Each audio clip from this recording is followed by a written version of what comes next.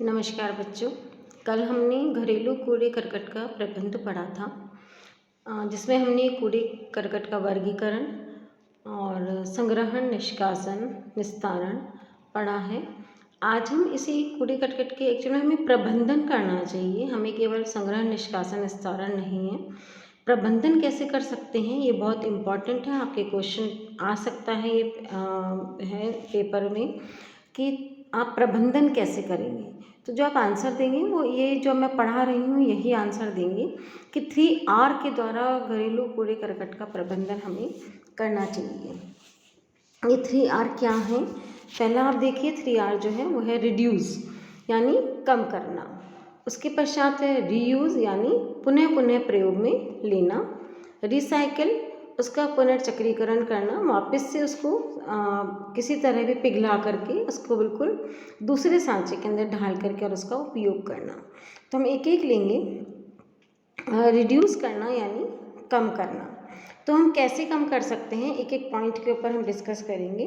वैसे हम ये ध्यान रखें कि कई पॉइंट हैं, मैं आपको पहले बता रही हूँ एक एक पॉइंट। पैकिंग पदार्थ, हमें क्या होता है कि जो भी हम मार्केट से उत्पाद खरीदते हैं वो हमें पैक्ड मिलता है ना। जैसे आप शूज़ लेने गए तो आपको वहाँ पे एक डब्बा मिल जाएगा जिसके अंदर के आपको शूज़ रख करके वो देगा। तो अब आपको क्या करना है कि डब्बा आप उसको वापस दे करके आ सकते हैं कि वो काम में ले लें, और आप केवल शूज़ किसी भी अपने थैले में या किसी तरह से लेकर के आ सकते हैं, क्योंकि आकर के आप उस डब्बे को फेंकेंगे ही, है ना। तो पैकिंग पदार्थों का जो प्रयोग किया जाता है वो हमें कम से कम करना चाहिए। कहीं से जो दोस्तों से ले रहे हैं, रिश्तेदारों से, पड़ोसियों से कोई सामान खरीद रहे हैं तो उन्हें बता दें कि हमें आप बिना पैकिंग आप सामान को उपलब्ध आप हमें करवा सकते हैं। तो वैसे जो उत्पादों की खरीदने में कम रुचि रखते हैं, मतलब कई लोग होते हैं कि पैकिंग के ऊपर ज़्यादा ध्यान देते हैं, जबकि ऐसा नहीं होना चाहिए। तो उससे थोड़ा सा जो है कूड़ा करकट के अंदर कमी आएगी।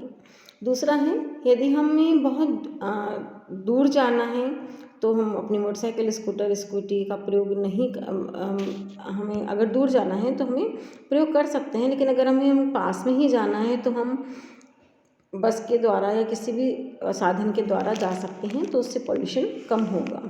एक्चुअल में 3R क्या कर रहा है कि वातावरण को प्रदूषित होने से बचा रहा है, इसलिए हम इस पॉइंट को भी डिस्कस करेंगे। लेकिन अगर आपको कहीं आपको 20-30 किलोमीटर जाना है जहाँ पर और भी लोग जा रहे हैं, तो आप जो है पूल करके जा सकते हैं, किसी सवारी गाड़ी के अंदर जा सकते हैं। तो इस प्रकार से हमें पेट्रोल कम खर्च करना चाहिए। उसके अलावा हमें जितनी जो ज़रूरत की चीज़ें हैं हमें वही खरीदनी चाहिए। ऐसा नहीं कि जो हमें मार्केट के अंदर दिखाई दे रहा है हमारी इतनी अधिक आवश्यकता की है या नहीं, और हम उसको खरीद करके ले करके आ गए हैं। कई जगह हम ये भी देखते हैं कि जो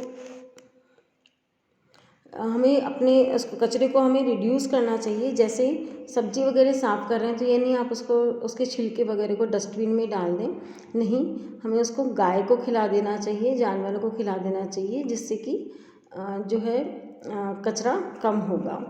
जहाँ पर भी आप घरेलू कूड़े करकट का निस्तारण कर रहे हैं कंपोस्ट खाद बना करके, वहाँ पर हमें मान लीजिए कम जगह है तो हम घर से निकलने वाले कूड़े करकट को उसके अंदर हम इधर उधर फेंकने के बजाय हम उसके अंदर डाल सकते हैं, और पशु के मलमूत्र को भी हम उसमें डाल सकते हैं, सब्जियों के छिलकों को डाल सकते हैं, सूखे पेड़ पौधों की पत्तियों को हम उसके अंदर डाल सकते हैं। तो इस प्रकार से जो हमें एक खाद मिल जाएगी, और हम अपने गमले वगैरह में या अपने जो आपके घर में वेजिटेबल गार्डन या किचन गार्डन लग रहा है उसमें आप डाल करके उसको खाद के रूप में काम में ले सकते हैं। या जहाँ पर कहीं सड़क बन रही है वहाँ पर भूमि उबड़ खाबड़ है, वहाँ पर भी गड्ढा भरने के लिए कूड़े करकट का प्रयोग किया जा सकता है। चूड़ियाँ, कीले, एल्युमिनियम, लोहा, टिन, इन सब धातुओं को जो है वर्षों तक ये नहीं गलते हैं, तो इनको हम उसके अंदर डाल सकते हैं। कूड़े करकट को कम करने के लिए जैसे मोबाइल है, तो ऐसा नहीं कि आपका जब तक मोबाइल अच्छे से काम कर रहा है आप उसको यूज़ करिए, जब बिल्कुल ही ख़राब हो जाए, बंद हो जाए, तब आपको ऐसा नहीं कि उसको रख लें या ऐसे ही डाल दें। आप उसको उसके सारे जो भी आपने सेव कर रखा है वो सब डिलीट करके और आप कंपनी के अंदर दे सकते हैं, जिससे क्या होगा उसके अंदर जो भी पार्ट सही होगा वो नेक्स्ट मोबाइल के अंदर काम में आ सकता है, या कोई सेकंड हैंड मोबाइल ले तो उसको थोड़ा सा ठीक कर करके वो ले सकता है। तो कंप्यूटर है, मोबाइल है, इनको हमें ठीक है नए हमें चाहिए होते हैं, नई टेक्नोलॉजी आ जाती है, लेकिन पुरानों को हमें नहीं रखे रखना चाहिए या कबाड़ी को नहीं देना चाहिए या ऐसे ही नहीं पड़े रखना चाहिए। हमें कंपनी में ही वापस उसको रिटर्न कर देना चाहिए। इसी प्रकार अनेक समाचार पत्र, मैगजीन, किताबें आदि का भी हमें व्यय होने से बचाना चाहिए कि हम उनको हम किसी तरह से थैली बनाने वालों को हम दे दें या उनकी थैलियाँ बन जाएं, उनको ख़राब होने से बचा सकता है। पेपर को रिसाइकिल किया जा सकता है, तो उनका भंडार करके हम किसी कहीं पर हम ऐसी जगह पर दे दें जहाँ पर कागज़ जो है वो रिसाइकिल होता है। ऐसे ही जब आपके घर के अंदर किसी कमरे में कोई व्यक्ति नहीं बैठा हुआ है और वहाँ के पंखे लाइट चल रही हैं तो उनको बंद कर देना चाहिए। अनावश्यक रूप से ट्यूबलाइट वगैरह हमें, पंखे कूलर हमें, एसी वगैरह नहीं चलाना चाहिए। सबसे बड़ी बात, हमें पानी का सबसे कम उपयोग करना चाहिए, फालतू पानी को बर्बाद नहीं करना चाहिए। हम जैसे जो सब्जियां वगैरह धो लेते हैं उनको हम उस पानी को हम गमले वगैरह में डाल करके यूज़ कर सकते हैं। आज के समय में आरओ सबके घर में लगा हुआ होता है पानी को फ़िल्टर करने का, उसमें बहुत ज़्यादा पानी निकलता है, तो उस पानी को भी आप कलेक्ट करके टॉयलेट में ये डाल सकते हैं, पोछे वगैरह के लिए यूज़ कर सकते हैं। तो इस प्रकार से हमें थोड़ा सा ध्यान रखना चाहिए कि पानी की तो हमें बिल्कुल भी बर्बादी नहीं करनी चाहिए। बर्तन मांजते समय भी हमें नल को बहुत धीरे खोलना चाहिए या बड़े किसी टब वगैरह में भर के और एक साथ उसी से बर्तन हमें धोने चाहिए। तो इस प्रकार से हम जो है वो किसी भी उत्पाद का कम उपयोग करें, कम हम उसके ऊपर खर्चा करें, कम हम उसको हम रिड्यूस करें हम यूज़ करना, तो वो चीज़ मतलब जो है वातावरण को प्रदूषित होने से बचा सकता है और कूड़े करकट जो है वो कम होगा। सेकंड चीज़ आती है रीयूज़, पुनरुपयोग। जैसे पुराने कपड़े हैं जिनका उपयोग आप नहीं कर रहे हैं, वो किसी ज़रूरतमंद को आप दे सकते हैं, या जो पुराने गले हुए आपके बिस्तर हो गए हैं उनको आप किसी एनजीओ को या किसी को दान दे सकते हैं जो कि एनिमल्स के लिए काम में ले सकते हैं, या जिनको आवश्यकता है, कलर फेड हो गया है लेकिन बिल्कुल सही है तो उनको, जिनको ज़रूरत है उनको दे सकते हैं, या इनके दरिया और पायदान भी बन जाते हैं। तो ये भी आप कर सकते हैं, या फिर पुराने जो बिस्तर हो गए हैं उनको नए कपड़े के अंदर डाल करके सिल करके आप बिस्तर भी बना सकते हैं, जैसे आप लोग गुदड़ी वगैरह घर में बनाते ही होंगे। बाज़ार से जो भी साग सब्जी अन्य सामग्री जो खरीद के लेकर आ रहे हैं वो हमें कपड़े के, अपने घर से ले गए कपड़े के अंदर, बैग के अंदर लेकर के आने चाहिए। प्लास्टिक की थैलियों का उपयोग हमें नहीं करना चाहिए, बिल्कुल भी नहीं करना चाहिए। और अगर आप प्लास्टिक की थैलियाँ ले भी आए हैं, अगर आपके है भी, तो इकट्ठी करके आप वापस से सब्जी वाले को ही दे दें। उसको खुले नालों में फेंकना या इधर उधर फेंकना बिल्कुल भी सही नहीं है, क्योंकि ये मिट्टी के अंदर अगर दब तो जाती हैं लेकिन वर्षों तक ये नष्ट नहीं होती हैं और भूमि को बिल्कुल, मिट्टी को जो है वो बिल्कुल ख़राब कर देती हैं। उसके अंदर जो है नीचे पानी नहीं जा सकता है जहाँ भी बीच में पॉलीथीन आ जाती है। तो इस प्रकार हमें ध्यान रखना चाहिए। एक्चुअल में जो बहुत अधिक जब पानी बरसता है तो बाढ़ भी जल्दी इसीलिए आती है क्योंकि जो ज़मीन है उसके अंदर नीचे पॉलीथीन ही पॉलीथीन है और उसने पानी को अवशोषण की क्षमता ख़त्म कर दी है। पॉलीथीन के आने के कारण इस प्रकार की लेयर बन गई है कि नीचे की तरफ पानी जाता ही नहीं है, तो बाढ़ जो है, पानी सड़कों पर बहता रहता है और बाढ़ जल्दी से आ जाती है।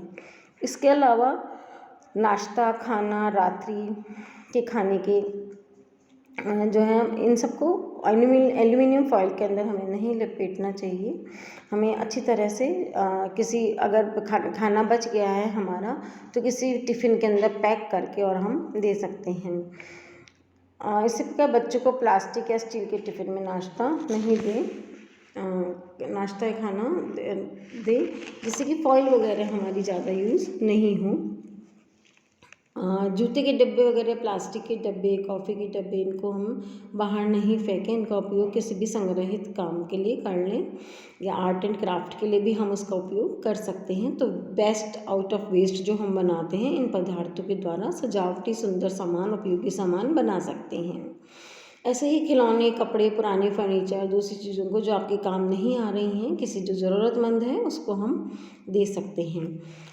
इस प्रकार किताबों के ऊपर जब आप कवर चढ़ाते हैं, फाइल पे कवर चढ़ाते हैं, तो थैली जो आती है ब्राउन कवर की, उसी का उपयोग करें। नए कवर के लिए पेपर नहीं लेकर आएँ, या पुराने अखबार का भी कवर आप चढ़ा सकते हैं।